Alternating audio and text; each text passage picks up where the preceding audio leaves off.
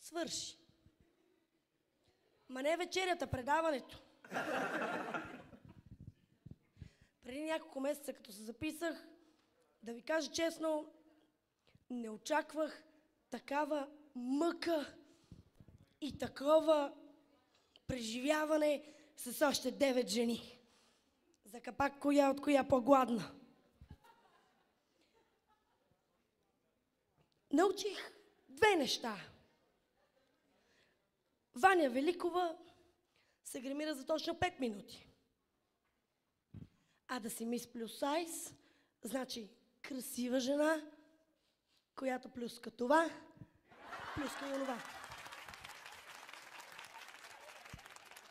Първия ден вкарват ни с една голф количка. Една за всички ни тони половина, женско, сочно, прясно месо. Доколкото се запознах с съдбата на голф количката, вече не е между живите. Влизаме ние. Рокли, блясък, коси направени. И не викат, усмихвайте се. На какво да се усмихваме? Цял ден ни държите гладни. Ние се чудим откъде да започнем. От оператора ли? От диджея ли? От водещите ли? Айде. Първия ден идват едни стройни мадами, ниски.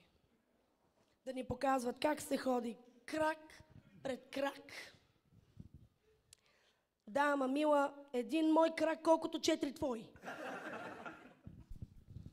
И някой от нас не го преживяха.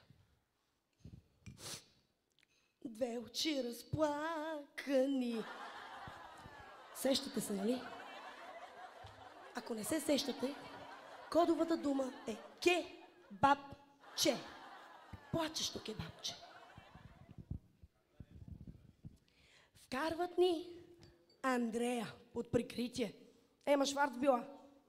Само, че нали се сещате, че 9 от 9 от момичетата сме се редили в Kaufland на витрините с надениците.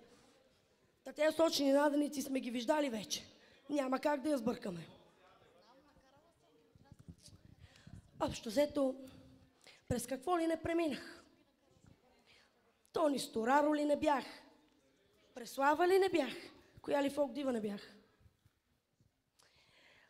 Така като ме гледате, то далеч ми личи, че аз заспивам с Азис и се събуждам с Фики.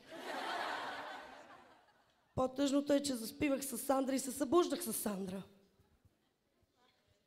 Това момиче, ако млъкне за поне 1 ден, ще качи 5 килограма. И така, дойде време да разберем коя от нас ще грабне короната. Това там, бляскавото.